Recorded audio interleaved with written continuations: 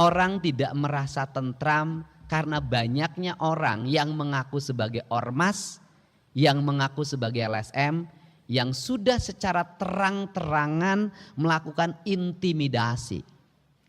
Di kota Bekasi kemarin ada security yang diintimidasi.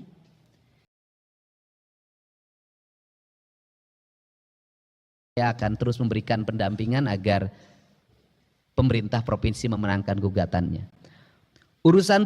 Kemudian urusan ketentraman, ketertiban umum dan pelindungan masyarakat ditunjukkan melalui indeks ketentraman dan ketertiban sebesar 100 poin, indeks ketahanan daerah sebesar 0,72 poin.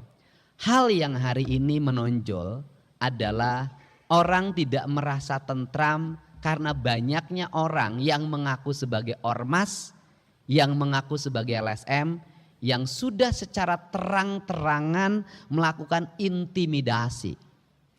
Di kota Bekasi kemarin ada security yang diintimidasi. Di Kabupaten Bekasi salah satu ormas menaburkan sampah di depan kantor dinas kesehatan walaupun sudah minta maaf. Tadi malam Satuan Serse Polres Subang menangkap 6 orang yang melakukan pemerasan di kawasan industri Surya Cipta, yang di situ ada perusahaan mobil listrik BYD yang akan merekrut 16.000 tenaga kerja. Dan kemarin seluruh problemnya sudah selesai, akses tol nanti hari Senin akan kita bicarakan, listrik sudah terkoneksikan, dan tahun ini rekrutmen akan segera dilaksanakan.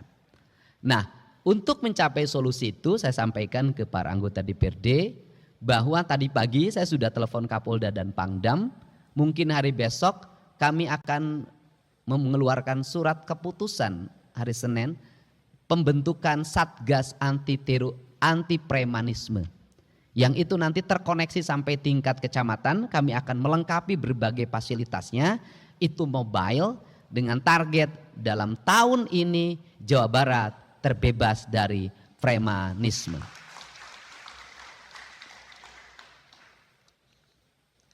Urusan sosial, realisasi tahun 2024 ditunjukkan melalui indeks kesejahteraan sosial sebesar 44,57 poin. Urusan pemerintahan, nah ini urusan sosial, ada yang kasat mata.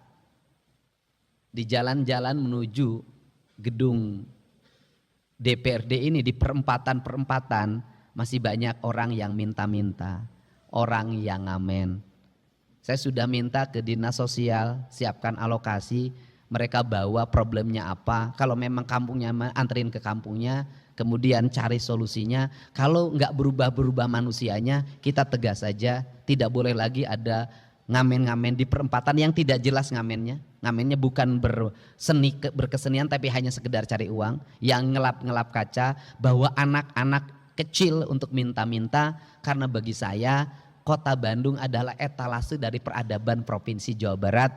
Saya tidak mau setelah hari raya ini tidak boleh lagi ada perempatan diisi oleh gelandangan, dan pemerintah provinsi, kabupaten, kota harus mampu menyelesaikannya secara tuntas.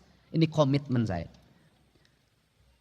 Kemudian urusan pemerintahan wajib non pelayanan dasar meliputi urusan tenaga kerja ditunjukkan melalui persentase pencari kerja diberdayakan sebesar 76,61%, tingkat pelindungan tenaga kerja sebesar 38,27%, masih rendah. Untuk calon tenaga kerja, saya minta DPRD yang membidangi Komisi Ketenagakerjaan, kita tidak mau lagi ke depan ada orang yang ngantri melamar kerja. Tetapi yang saya inginkan adalah setiap dinas kabupaten kotanya sudah memiliki data bursa kerja. Seluruh angkatan kerja ada di datanya, dan kemudian perusahaan yang akan merekrut tidak usah mengumumkan pendaftaran calon tenaga kerja. Cukup mengakses nama-nama yang dibutuhkan di perusahaan itu, kemudian diseleksi, setelah diseleksi baru mereka mengurus persyaratan kerja. Saya ingin persyaratan kerja itu diurus setelah dia dinyatakan sebagai calon tenaga kerja. Karena kalau persyaratan kerja dibuat ketika melamar kerja, orang tidak punya duit harus ngurus persyaratan tenaga kerja. Dan ongkosnya juga mereka tidak punya. Tapi kalau kemudian perusahaan mengakses langsung ke bursa kerja, maka di situ akan sangat cepat melakukan proses rekrutmennya. Yang kedua, ini disampaikan, percaloan kerja, tenaga kerja di Jawa Barat sangat tinggi.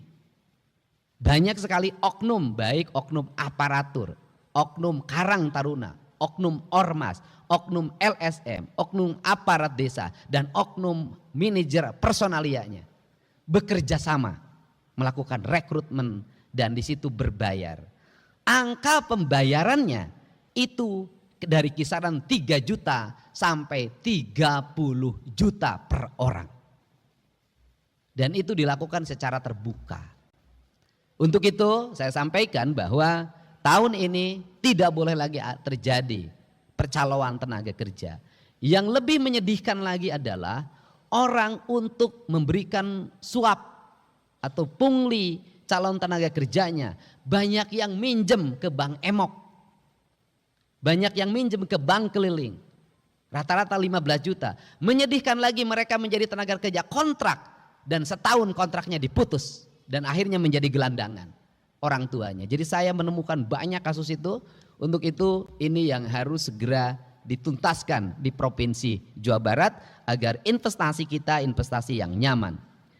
Urusan pemberdayaan perempuan dan pelindungan anak ditunjukkan melalui persentase kabupaten kota yang melaksanakan 7 persyaratan pengarus utamaan gender sebesar 100%. Persentase keberhasilan penanganan kasus kekerasan, eksploitasi, dan diskriminasi terhadap perempuan sebesar 100%. Tingkat penanganan kasus kekerasan, eksploitasi, dan diskriminasi atau KED terhadap anak sebesar 100%. Persentase kabupaten kota yang menerapkan klaster kabupaten kota yang layak anak sebesar 100%. Urusan pangan ditunjukkan melalui skor pola pangan harapan atau SPPH. Tingkat ketersediaan pangan sebesar 95,37 poin. Tingkat konsumsi pangan yang terdiri dari konsumsi energi sebesar 2.069,9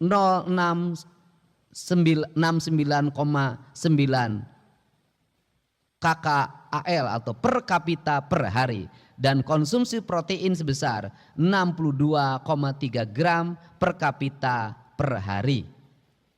Urusan pertanahan ditunjukkan melalui tingkat tertib tata kelola pertanahan. Nah ini di sektor pertanahan ini masih menurut saya masih terjadi problem. Itu bisa ditunjukkan banyaknya daerah aliran sungai yang itu sebenarnya tidak bisa dialih fungsikan dan dirubah kepemilikannya, itu banyak berubah bersertifikat. Problemnya cuma satu, biasanya ATR BPN memproses pengajuan pengsertifikatan ketika pihak desa dan kelurahan sudah memberikan keterangan riwayat tanahnya. Dan biasanya bermasalahnya di pengantar desa dan kelurahannya.